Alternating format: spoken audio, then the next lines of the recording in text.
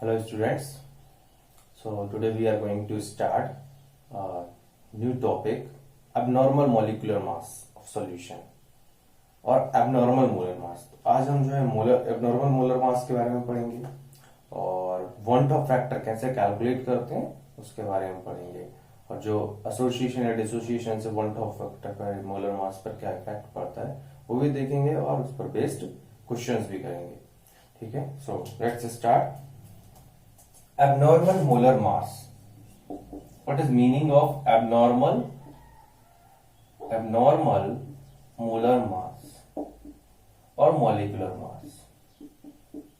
तो देखो abnormal से जैसे वर्ड से ही समझ में आता है. abnormal से मतलब कि कुछ डिफरेंट या it is not our expectation, मतलब कि एक्सपेक्टेड से कुछ अलग है. abnormal से मतलब क्या होता है, कुछ एक्सपेक्टेशन से अलग है. तो ऐसा देखा गया है कि जब भी कभी मॉलिक्यूल्स जो होते हैं एसोसिएट होते हैं या डिसोसिएट होते हैं. एसोसिएशन का मतलब क्या होता है, कंबाइन होना. जब भी मॉलिक्यूल्स किसी भी नॉन वोलेटाइल सॉल्यूट के जब कंपाउंड जो मॉलिक्यूल्स हैं या तो वो एसोसिएट हो जाते हैं, मिल करके एक नया कंपाउंड बना लेते हैं, या फिर डिसोसिएट होते हैं या मतलब डिकम्पोज हो जाते हैं, ब्रेक हो जाते हैं. तो उस केस में भी आपका जो है मोलर मास में चेंज आता है. ठीक है, तो एसोसिएशन की वजह से, क्योंकि कंबाइन हो रही है कोई चीज, तो एसोसिएशन की वजह से मोलर मास जो है वो बढ़ जाता है और जो डिसोसिएशन की वजह से मोलर मास जो है वो कम हो जाता है. बट इससे कॉलिगेटिव प्रॉपर्टीज पर उल्टा सा होता है. कॉलिगेटिव प्रॉपर्टीज क्योंकि मोलर मास के इनवर्सली प्रोपोर्शनल होती हैं, इसलिए उसको बोलते हैं कि जो कॉलिगेटिव प्रॉपर्टीज एसोसिएशन केस में डिक्रीज हो जाएंगी और डिसोसिएशन केस में इंक्रीज हो जाएंगी. ठीक, तो अब ये कैसे चेंज आता है ये देखते हैं. तो सबसे पहले definition of abnormal molar mass is, in some cases it is observed that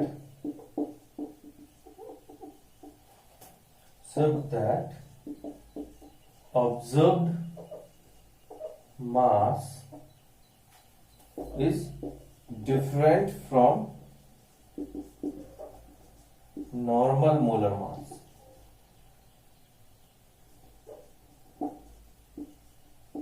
Observed molar mass is different from normal molar mass due to association or dissociation of molecules.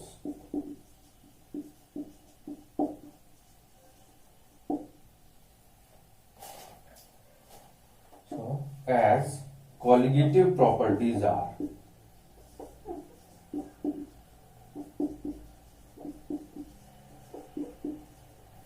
Inversely proportional to molar mass. ऐसा क्या होता है, तो जितना भी colligative properties, जैसे for example change in boiling point is KB into molality. और molality क्या होता है, number of weight of solute divide by molar mass of solute. तो यहाँ मोलर मास किसका है, सॉल्यूट का हम ले रहे हैं, and into weight of solvent. तो ये जो डेल्टा टीवी है ये क्या है, colligative property. Change in freezing boiling point is inversely proportional to molar mass of solute. तो मोलर मास ऑफ सॉल्यूट के इनवर्सली प्रोपोर्शनल आ रहा है. ठीक है, तो आप बाकी के केस में भी देख सकता है, डेल्टा टीएफ में भी ऐसे ही होता है, relative lowering in vapour pressure में भी वही होता है, और pi equal to CRT osmotic pressure के केस में भी वही होता है. That is again number of moles of solute divide by volume of solution. तो मोलर मास के इनवर्सली प्रोपोर्शनल. तो सारी जो कॉलिगेटिव प्रॉपर्टीज हैं वो इनवर्सली प्रोपोर्शनल होती हैं मोलर मास के. ठीक है, सो ये बोल सकते हैं higher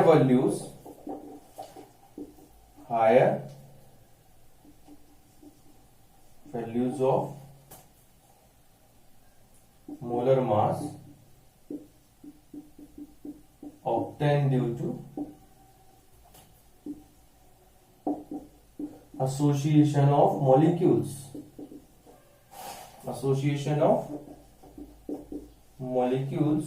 and lower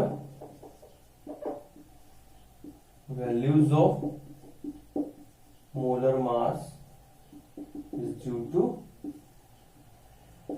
dissociation of molecules.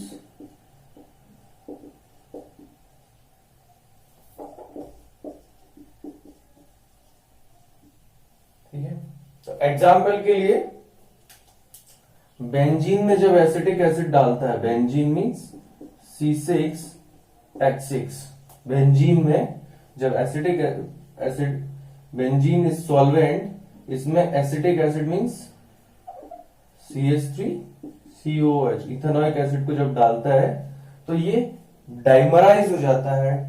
Dimerise का मतलब क्या, ये 2 टाइम्स हो जाता है, या इसके 2 मॉलिक्यूल्स कंबाइन होकर के इस तरह से डाइमर फॉर्म कर लेते हैं। ठीक है, 2 मॉलिक्यूल कंबाइन हो जाते हैं आपस में, तो इससे क्या होता है, मतलब यानी 2 मॉलिक्यूल से एक सिंगल मॉलिक्यूल बन गया, ये कंबाइन हो गया।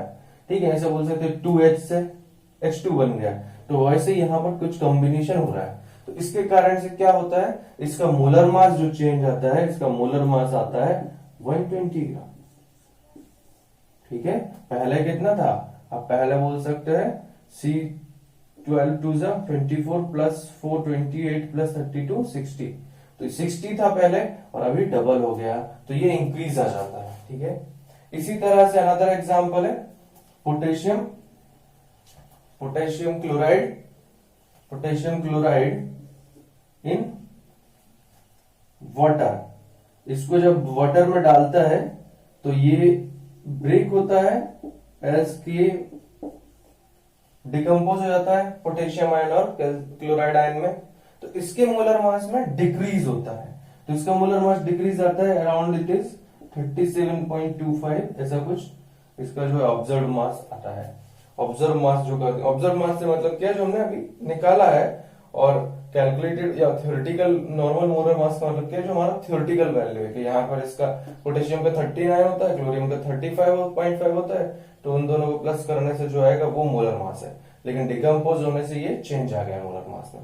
तो इसलिए इस तरह से जो चेंज आता है, अब ये चेंज कितना आता है, कैसे आएगा, ठीक है, चेंज तो आ रहा है, कभी डिक्रीज हो रहा है, कभी इंक्रीज हो रहा है, पर एक्चुअल में ये किस तरह से मतलब कैलकुलेट कर सकते हैं हम, किस तरह से हमें अगर कुछ इंफॉर्मेशन दी हो तो हम कैसे कैलकुलेट करेंगे कि एब्नॉर्मल मोलर मास एग्जैक्टली होगा क्या।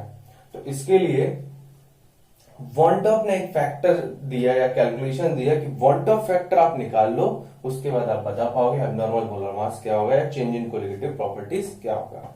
ठीक है, so next is van't Hoff factor.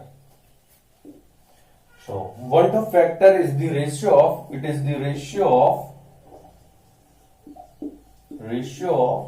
observed colligative property, observed colligative property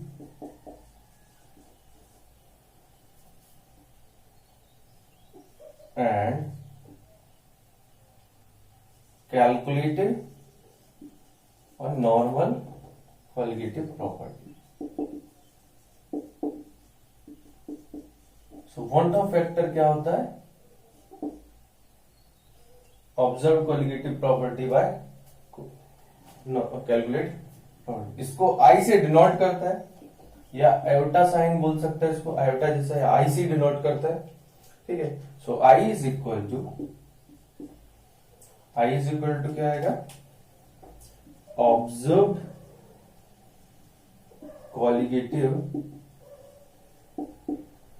property by calculated colligative property।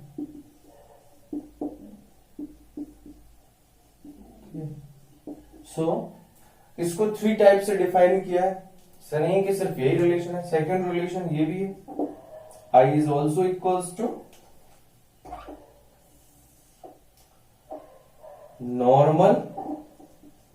देखो ऑब्जर्व कोलिगेटिव प्रॉपर्टी किसकी, inversely proportional to molar mass, तो यहां पर आपका ये इनवर्सली प्रोपोर्शनल होगा और ये भी इनवर्सली, तो ऊपर में कौन आ जाएगा, नॉर्मल, या नॉर्मल और calculated molar mass, molecular mass divide by observed molecular mass. ठीक है, क्योंकि कॉलिगेटिव प्रॉपर्टी तो इनवर्सली प्रोपोर्शनल है, तो ये भी I का वैल्यू होगा। Another definition, it is number of particles after association or dissociation, after association or dissociation, and नीचे number of particles before association और डिसोसिएशन, मतलब रिएक्शन हुआ नहीं है उसके पहले क्या था, ठीक है, या रिएक्शन हो गया उसके बाद नंबर ऑफ पार्टिकल्स कितना था, उसी के रेशियो को हम क्या बोल देते हैं, वेंट ऑफ फैक्टर बोल देते हैं।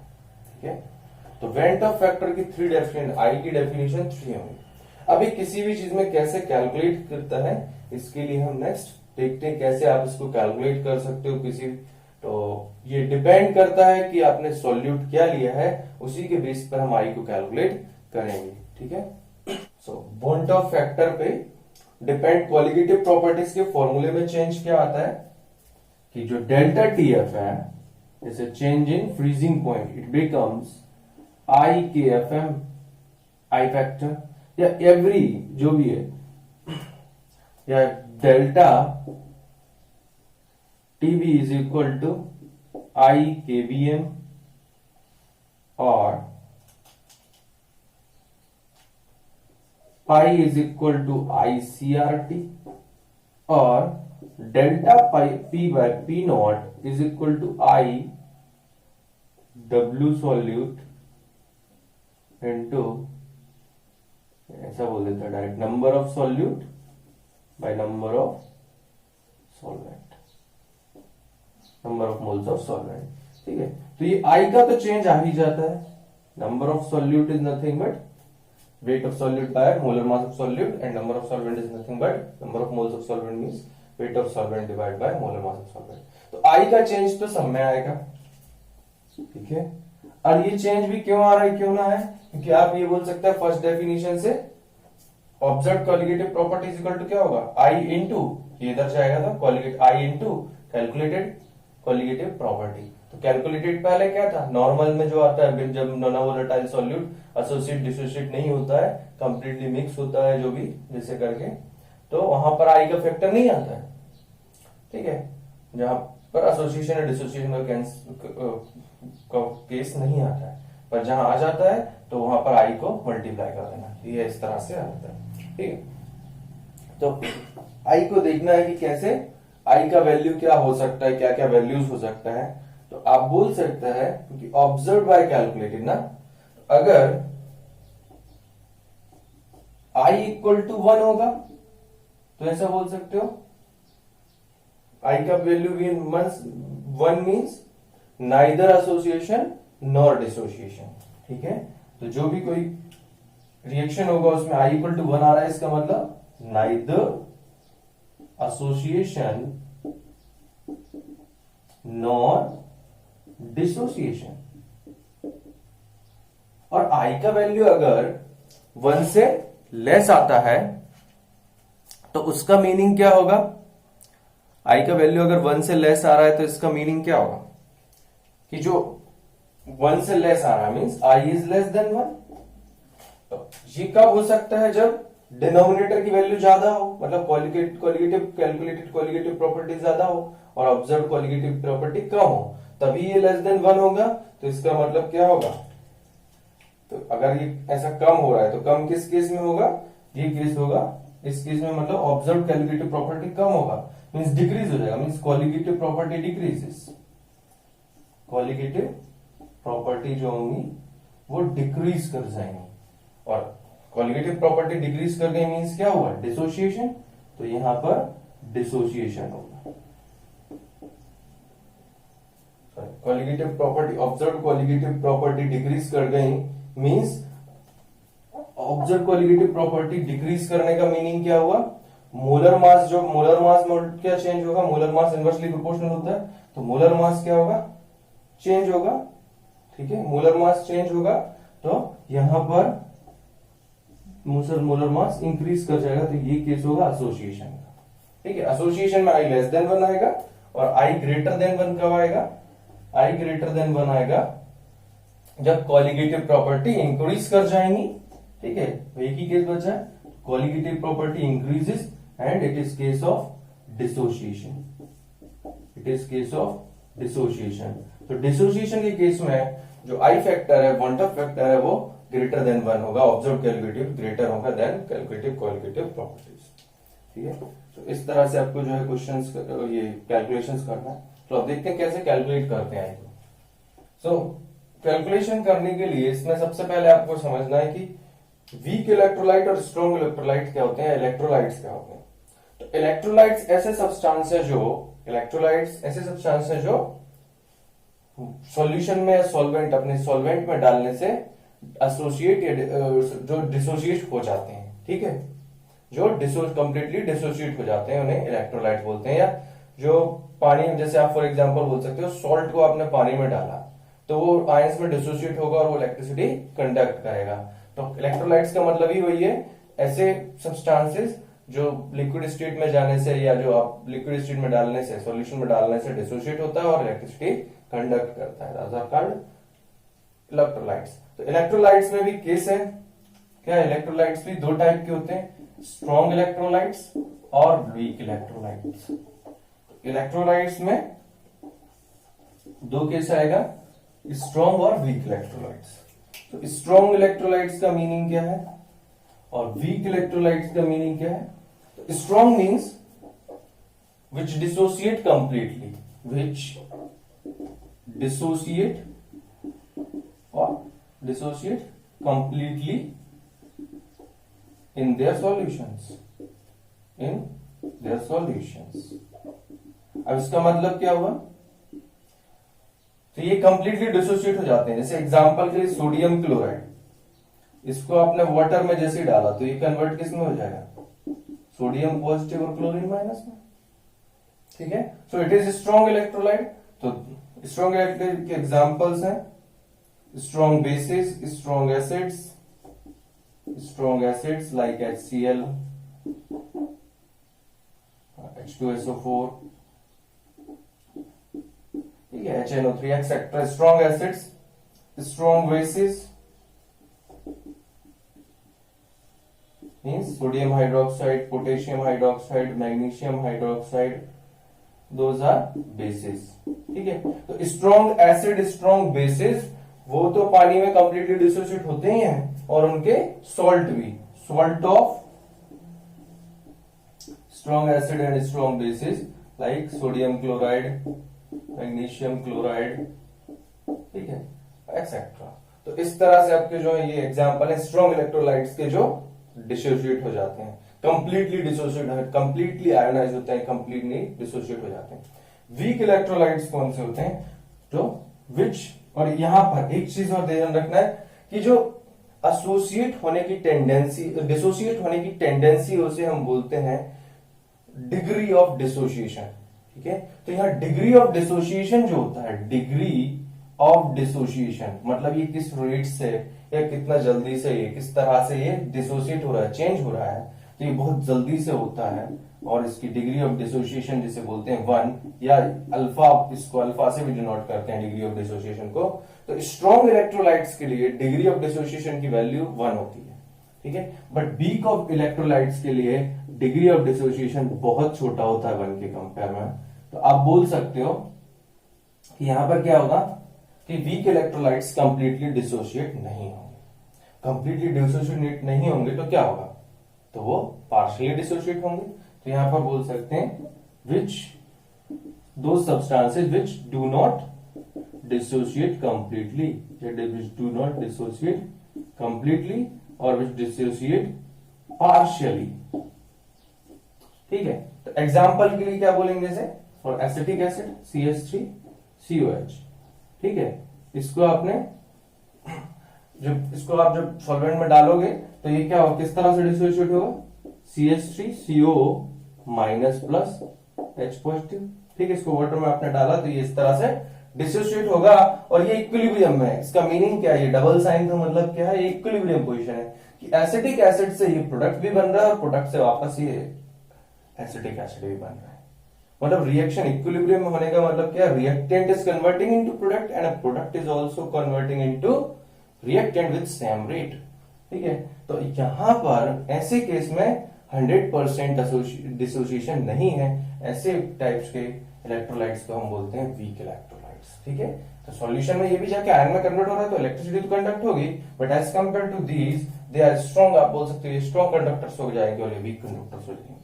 ठीक है, तो यहां पर और एग्जांपल बोल सकते हो इसमें। एग्जांपल में अब जैसे salts of weak acids and weak bases या कुछ इस टाइप से, जैसे कि आपका अमोनियम है, अमोनियम क्लोराइड है।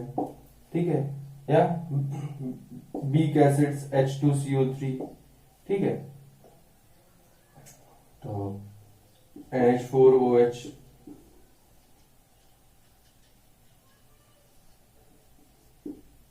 So these are the some examples जो आप बोल सकते हैं कि जो वीक इलेक्ट्रोलाइट्स के एग्जांपल्स हैं। मिथानोइक एसिड, इथानोइक एसिड, मिथानोइक एसिड। ठीक है, तो इस तरह से आपके जो है वीक इलेक्ट्रोलाइट्स। तो ये मीनिंग समझ में आ गया इलेक्ट्रोलाइट्स और वीक, स्ट्रॉन्ग और वीक इलेक्ट्रोलाइट्स। ठीक है, तो अब इसका काम क्या है कैलकुलेशन ऑफ आई में, अब वो देखते हैं कैसे। Calculation of I in weak electrolytes, example is acetic acid, dissociation of acetic acid. तो जैसे कि सपोज इसके लिए हमें आई कैलकुलेट करना है तो हम कैसे करेंगे। Let's say at time T equal to 0 इसके कुछ 100 मॉलिक्यूल्स या 100 कंसेंट्रेशन इसका प्रेजेंट था। ठीक है, कंसेंट्रेशन मतलब मोलारिटी। ठीक है, तो इनिशियली ये प्रेजेंट था। At after some time T let's say इसके 50 मॉलिक्यूल्स कम हो गए। ठीक है, या कंसेंट्रेशन 50 कम हो गया, तो इसमें इसका क्योंकि रिएक्टेंट है तो इसका कंसेंट्रेशन तो डिक्रीज करेगा, तो इसमें से कम हो गया। तो इसमें से कम हुआ है तो वही क्या होगा, प्रोडक्ट में यहां पर बनेगा। ठीक है, 1:1 वाला कॉन्सेप्ट है। ठीक है, तो ये 50-50 बन जाएगा। तो आप यहां पर आई अगर कैलकुलेट करोगे तो आई कैसे आएगा, I is equal to number of molecules after dissociation, that is 100 - 50। तो 50 + 50 + 50 is 150 divided by before the number of particles before the association or dissociation is 100. It is how much, 150 by 100 or 1.5. So it is here I का value यहां पर कैसे आ गया 1.5, but ये तो particular case है। ठीक है, ये तो मैंने पर्टिकुलर ऐसे समझने के लिए वैल्यू ले लिया, पर जनरल वे में इसको कैसे डिफाइन करेंगे तो देखते हैं।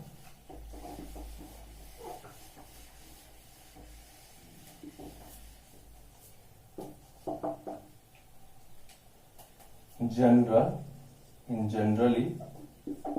जनरल भी बोल सकते हो कि कोई AN मॉलिक्यूल है। ठीक है, और ये कन्वर्ट हो गया Na मॉलिक्यूल्स में, तो इसे क्या बोलेंगे, डिसोसिएशन। इसका मतलब क्या हुआ कि जैसे कि मान लो H2 था और वो कन्वर्ट हुआ 2H में, तो ये खुद अकेला सिंगल मॉलिक्यूल था और ये कन्वर्ट हुआ कितने, 2 मॉलिक्यूल्स में। ठीक है, 2 एटम्स में या 2 पार्टिकल्स में, तो इसे कहते हैं डिसोसिएशन। तो AN मॉलिक्यूल्स डिसोसिएट हो गए Na मॉलिक्यूल्स में, and at time t equal to 0 it's concentration is C। तो इसका इनिशियल कंसेंट्रेशन तो 0 होगा प्रोडक्ट का। आफ्टर टाइम t, तो एट टाइम t, कोई भी टाइम t पर सपोज इसका कंसेंट्रेशन कम हो गया C - X, तो इसका कितना बनेगा। ठीक है, तो इसका कितना बनेगा, तो आप बोल सकते हो 1 से कितने बन रहे हैं N, तो X से कितने बनेंगे NX। ठीक है, यही बस यहां पर कंसेप्ट है कि 1 से कितना बन रहा है N, तो X से कितना बना NX, या X × N। ठीक है, तो सिंपल सा कंसेप्ट है कि यहाँ पर 1 से n हो रहा है, बन रहा है। ये n का मतलब क्या है, नंबर। तो ये n, ये यहाँ पर n, तो एक से इसके एक मॉलिक्यूल से n मॉलिक्यूल्स बन रहा है, तो x से nx बनेगा। ठीक है, और अगर यहाँ पर degree of dissociation that is alpha है, तो अल्फा और x में क्या रिलेशन होगा, तो x होता है that is number of particles dissociated, या ऐसा बोल सकते हो अल्फा जो डिग्री ऑफ डिसोसिएशन को कैलकुलेट कैसे करते हैं, number of particles dissociated divide by total particles present in the solution. ठीक है, तो ये डिग्री ऑफ डिसोसिएशन है। तो डिग्री ऑफ डिसोसिएशन को आप यहां पर x को क्या रख सकता है, सी अल्फा, तो यहां पर क्या आ जाएगा, c माइनस सी अल्फा, और यहां क्या बनेगा, एन सी अल्फा। ठीक है, तो I का वैल्यू कैसे कैलकुलेट करेंगे, I का value number of particles after dissociation divide by number of particles before dissociation. ठीक है, तो बिफोर डिसोसिएशन, तो ये कितना आ जाएगा, देखो अब ये टाइम t पर कैलकुलेट करना है आपको, तो ये I इज इक्वल टू हो जाएगा ये c minus C alpha plus N C alpha, c minus C alpha plus N C alpha divided by number of particles before association dissociation that is c। तो ये आ जाएगा 1 minus alpha plus N alpha into C divide by C, C से C cancel, I equal to ये आया, so I is nothing but 1 minus alpha plus N alpha, और 1 को इधर लेके जाएं तो ये भी बोल सकते हैं I minus 1 is equal to alpha into N minus 1, और alpha is equal to I minus 1 upon N minus 1। तो चाहे I का वैल्यू कैलकुलेट करना हो या अल्फा का वैल्यू, I का वैल्यू दिया तो अल्फा, तो ये रिलेशन आएगा, ये दोनों, ये रिलेशन आपको याद रखना है। ठीक है, तो इस तरह से ये एसोसिएशन डिसोसिएशन के केस में है ये वैल्यूज, तो आसानी से प्रूव हो गया। ठीक है, हमने सपोज किया कि इसका कंसंट्रेशन कुछ C था, तो after some time C minus C alpha हो जाएगा और ये बन जाएगा एन सी अल्फा। ठीक है, सी अल्फा कम हुआ तो एन सी अल्फा बनेगा, तो ये यहां से रिलेट किया, यहां से x इज इक्वल टू आपका जो आ रहा है x is equal to C alpha हो जाएगा, सी को उधर लेके जाएंगे तो। एंड I का definition number of particles after dissociation by number of particles before dissociation, तो that is equal to I is equal to ये आ जाएगा क्या, कितना, C minus C alpha plus N C alpha, ये इतने टोटल नंबर ऑफ पार्टिकल्स होंगे, ये वाले और ये वाले दोनों total number of particles, and divide by पहले कितना C प्लस 0 C, तो ये C से C कैंसिल हो जाएगा, तो ये रिलेशन आ जाएगा। ठीक है, चलो नेक्स्ट केस देखते हैं। ये केस था किसमें, डिसोसिएशन के। अब एसोसिएशन के केस में क्या होता है, एसोसिएशन का केस भी हम जनरल ले लेते हैं, ऐसे जनरली आप बोल सकते हो एसोसिएशन का मतलब क्या है, कंबाइन होना। ठीक है, तो let's say n molecules of A combine to form an molecule, just suppose it। ठीक है, n molecules of A combine to form an molecules, मतलब ये कंबाइन हो रहा है। ठीक है, तो यहां पर हमने डिग्री ऑफ डिसोसिएशन बोल देते हैं, डिग्री ऑफ डिसोसिएशन जो है से बीटा। ठीक है, अल्फा बीटा कुछ भी ले सकते हो, जनरली अल्फा ही लेते हैं। ठीक है, तो डिग्री ऑफ एसोसिएशन, यहां पर डिग्री ऑफ एसोसिएशन हम बोल देते हैं, डिग्री ऑफ एसोसिएशन इज से अल्फा, अल्फा ही ले लो, चलो कोई नहीं, डिग्री ऑफ एसोसिएशन क्या ले लिया आपने, अल्फा ले लिया। ठीक है, तो अब यहां पर क्या होगा, तो initially time t equal to 0 पर इसका कंसंट्रेशन ले लेते हैं C और इसका 0, तो आफ्टर सम टाइम t क्या होगा, इसका कंसंट्रेशन कितना कम होगा, इसका कंसंट्रेशन कितना कम होगा, ठीक है, C अल्फा, तो यहां कितना बनेगा, तो यहां बनेगा C अल्फा बाय n। ऐसा क्यों, n से बन रहा है 1, तो 1 से कितना बनेगा 1 अपॉन n, और C अल्फा से कितना बनेगा C alpha upon n, simple. ठीक है, n से बन रहा है 1, तो 1 से बनेगा 1 अपॉन n और C अल्फा से बनेगा C अल्फा बाय n। तो ये होगा C minus C alpha equal to C alpha by N. ठीक है, तो I इज इक्वल टू कितना आ जाएगा, that is number of particles associate after association divide by number of particles before association। तो ये होगा, तो यहां क्या आ जाएगा, I इज इक्वल टू कितना होगा, number of particles after association is C minus alpha plus C alpha by N, तो C minus C alpha plus C alpha by N divide by C, initially तो C था। ठीक है, तो ये number of particles, तो सी से C cancel हो जाएगा, तो ये आ जाएगा 1 minus alpha plus alpha by N into C divide by C. तो ये तो क्या कॉमन ले रहा है ना, सी यहां भी है, यहां भी है, यहां भी है। ठीक है, तो सी से सी कैंसिल, तो ये आएगा आई। तो आई का वैल्यू आ जाएगा 1 minus alpha plus alpha by N, so I is 1 minus alpha plus alpha by N. ठीक है, तो ये वैल्यू आपको याद रखना है और इसको रिलेट कर सकता है ऐसे भी, I minus 1 is equal to alpha into 1 upon N minus 1, ये माइनस 1 और ये 1 अपॉन एन। ठीक है, तो इसको इस तरह डिवाइड कर दोगे तो अब क्या होगा, या ये ऐसा बनेगा alpha into 1 minus N upon N I minus 1, और alpha is equal to I minus 1 into N divide by N minus 1 minus N. ये वाला इधर आ जाएगा डिवाइड में, और ये उधर मल्टीप्लाई। तो ये रिलेशन दोनों रिलेशन में दोनों याद रख सकते हो, दोनों रखो, और एक याद रखते हो तो एक रखो, कोई दिक्कत नहीं, जो भी याद रखोगे उससे आपका सॉल्यूशन आंसर तो आ ही जाना है। ठीक है, तो इस तरह से आपको कर लेना है। तो ये एसोसिएशन का केस था, एसोसिएशन के केस में। ठीक है, तो ये वीक इलेक्ट्रोलाइट्स में एसोसिएशन और डिसोसिएशन के केस में अल्फा को इस तरह कैलकुलेट करते हैं, क्योंकि अल्फा यहाँ पर क्या होता है, लेस देन 1 होता है, 100% नहीं होता। ठीक है, तो इस तरह से आपको कैलकुलेट कर लेना है। So calculation of I in strong electrolytes. तो ये पता है स्ट्रॉन्ग इलेक्ट्रोलाइट्स क्या होते हैं, डिसोसिएशन इनका क्या होता है 100%। So strong electrolytes dissociated completely. ठीक है, दे अंडरगोस कंप्लीट डिसोसिएशन।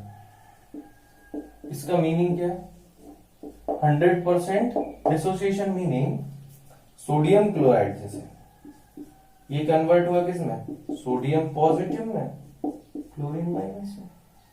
ठीक है, तो यहां पर क्योंकि 100% कंप्लीट डिसोसिएशन हो रहा है, तो आप क्या बोल सकते हो, इसका जो 1 मॉलिक्यूल है इनिशियली ये 0 था, तो इसका फाइनली क्या हो गया 0, और इसका भी 1 बन गया, इसका भी 1 बन गया। ठीक है, at time t equal to 0 और at time t equal to t।